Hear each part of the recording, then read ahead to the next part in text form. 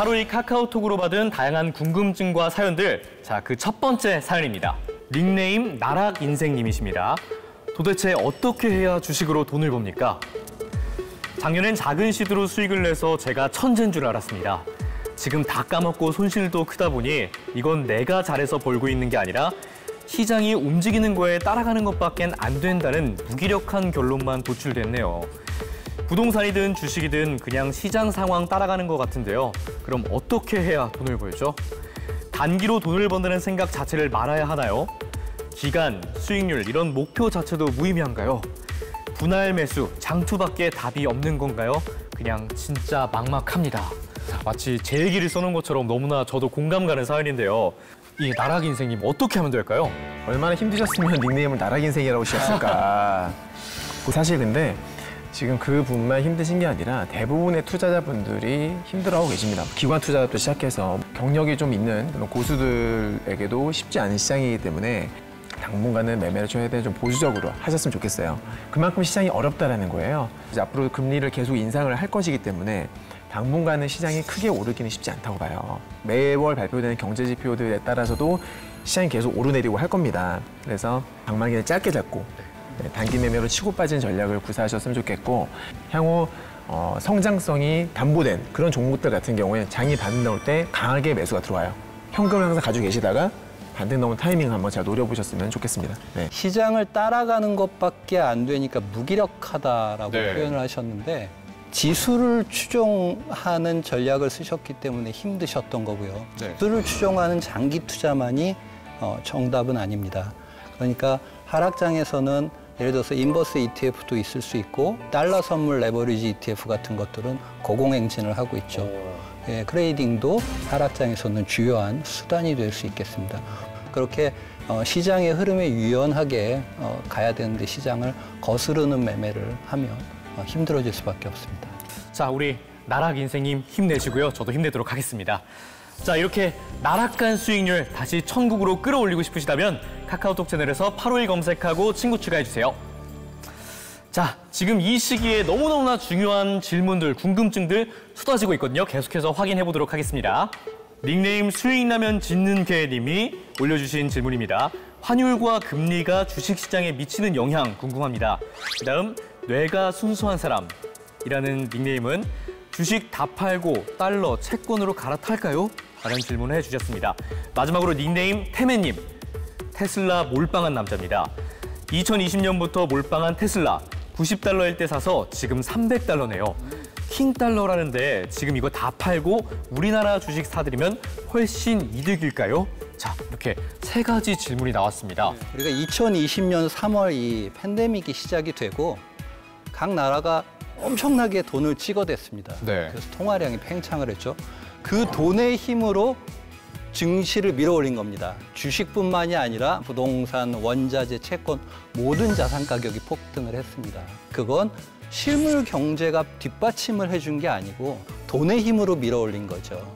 그런데 지금 금리 인상이다, 양적 긴축이다 이런 건 그 풀어놓은 돈을 회수한다는 뜻입니다. 그러니까 그 버블이 꺼질 수밖에 없겠죠. 또 이 금리 인상이라는 건 소비를 위축시키는 면도 있죠. 소비가 위축이 되면 기업들의 재고가 쌓이고 또 기업 이익이 좋지 않아지니까 증시에는 또 부정적입니다. 미국 국채가 있고 한국 국채가 있습니다. 네. 이자를 더 안 주더라도 안전자산의 대표격인 미국 국채를 선호하겠죠. 그런데 미국이 우리보다 훨씬 더 금리를 빠르게 인상하고 있기 때문에 금리도 더 많습니다. 이자도 더 많이 준다는 뜻이죠. 네네. 너도 나도 미국 국채라고 하는 달러 표시 자산을 사기 위해서 달러를 들고 가는 것입니다. 이렇게 돈이 강한 통화 쪽으로 움직이고 있습니다. 그걸 우리가 달러 강세라고 얘기를 하는데요. 네, 들어봤어요. 예, 유럽 경기 안 좋죠, 일본 경기 안 좋죠. 이 달러의 가치를 평가하는 상대 통화들이 다 약세니까 그러니까 달러는 계속 강합니다. 그럼 똑같이 상대 통화인 우리 원화도 약세가 되겠죠. 그렇죠. 원화가 약세가 된다라는 건 이런 뜻입니다. 삼성전자라고 하는 원화 표시 자산을 외국인이 가지고 있어요. 그런데 6개월 전에는 삼성전자를 팔아서 환전을 하면 $100를 들고 나갔습니다.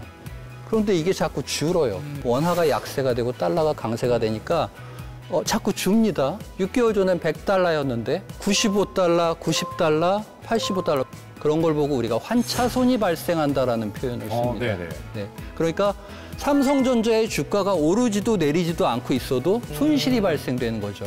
그래서 그 환차손을 막기 위해서 외국인들은 우리 시장을 파는 겁니다. 계속해서 외국인들이 탈출하는 거군요. 예, 자 이제 테슬라로 넘어갑니다. 아까 삼성전자가 원화 표시 자산이라고 제가 말씀을 드렸는데 그럼 테슬라는 뭘까요? 달러 표시 자산? 맞습니다. 달러 표시 자산이죠. 그러니까 이분이 지금 테슬라를 파시면 시세 차익과 플러스 알파로 아마 꽤나 큰 환차익이 추가로 통장에 입금이 될 겁니다. 원화로 바뀌니까. 원화로 바뀌니까요. 그런데 테슬라라는 시장이 하락하면서 조정을 굉장히 많이 받았습니다. 그래서 일정 부분은 팔아서 챙기시더라도 당분간 달러 강세가 지속될 것으로 생각이 되고 테슬라의 성장성이 아까우니까 또 일정 부분은 보유하는 그런 전략은 어떨까 말씀드립니다. 다음 질문 계속해서 보도록 하겠습니다. 지금 시장에서 산업 분석에 집중해야 할까요? 종목 장세라고 많이들 말하니 개별 기업에 집중해야 할까요? 너무 어렵습니다. 지금 산업에 투자를 해야 되느냐 아니면 개별 종목에 집중을 해야 되느냐 이런 것들을 고민하시는 것 같아요. 네. 기업과 산업은 절대 뗄래야 뗄 수 있는 관계는 아니거든요. 그래서 묶어서 보는 게 일단 좋다라고 말씀드리겠고요. 예를 들어서 어떤 A라는 기업이 돈을 잘 벌고 있대요. 근데 알고 보면은 그 A라는 기업이 속해 있는 산업이 지금 업황이 굉장히 좋고 전방 산업에서 수요가 굉장히 많기 때문에 매출이 올라가거나 영업이익이 올라가고 있는 거거든요. 그래서 같이 묶어서 보는 게 굉장히 좋습니다.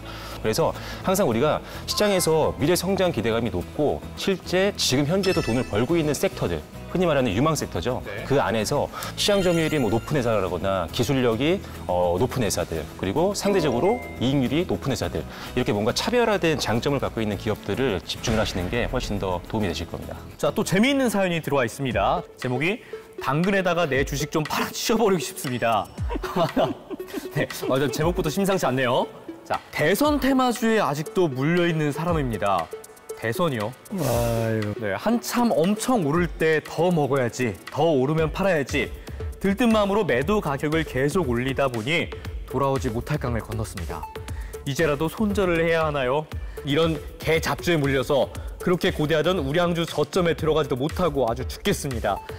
확신이 없는 이 개 잡주는 손절해야 하나요? 저는 어쩌면 좋을까요? 일단은 너무 자책하지 않으셨으면 좋겠어요. 네, 왜냐면 지금 말씀하셨던 우량주 매수하신 분들 다 물렸어요. 네. 맞아요. 대선 테마주 같은 경우에는 매도 타이밍이 지나도 한참 지났죠. 그렇죠. 네. 이 부분에 대해서 좀 조언을 해드리면은 과거에 소위 대선 테마주라 불렸던 종목들이 어떻게 움직였는지 생로병사가 어떻게 됐는지를 좀 보실 필요가 있어요. 그것만 참고하셨더라도 지금과 같은 일은 벌어지지 않았을 거다라고 말씀드립니다. 왜냐하면 대선이 끝날 때까지 계속 주가가 오를 거라고 생각하시는데 절대 그렇지 않거든요. 이미 수개월 전부터 끝나요. 대선 끝나기 전부터 몇 개월 전부터 이미 주가가 빠지기 시작합니다. 차익 실현이 나오는 거죠. 그리고 지금 시점은 시장이 너무나 많이 빠졌기 때문에 우량주도 빠지고 개별주도 빠지고 또 말씀하셨던 개잡주들도 빠지고 웬만하면 다 빠집니다. 네, 몇몇 섹터만 빼고는. 그래서 사실 저점에서 분할 매수하기엔 정말 좋은 찬스라고 생각을 해요. 그래서 일단은 지금 매수하실 돈이 없다라면 분할 손절을 하시는 게 맞을 것 같아요. 네, 분할 손절하면서 정말로 좀 괜찮아 보이는 종목이 있으면은 교체 매매를 하는 거죠. 네, 물린 종목을 팔기 아까워서 손절매가 두려워서 계속 가져가다 보면은 기회비용 측면에서 손실이 더 커져요. 네, 시장이 반등이 나왔을 때 지금 물린 이 개잡주가 같이 반등이 나오지 않는다면 네. 너무 속상하지 않습니까? 맞습니다. 그래서 조금이라도 손실을 복구를 하려면은 교체 매매를 염두에 두고 매매를 하셨으면 좋겠습니다. 네. 제가 첨언해서 하나 말씀드리면요. 네. 실체가 없는 테마를 쫓으시는 분들이 계세요.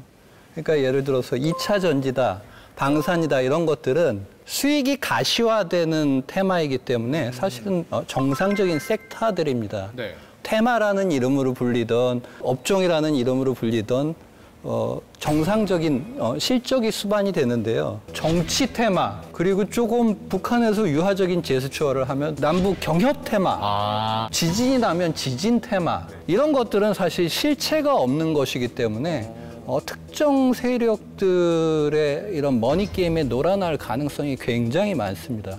그런 것들은 손대지 않으셨으면 좋겠어요. 이벤트성이죠. 네. 깜짝 이벤트. 여러분 조심하시기 바랍니다.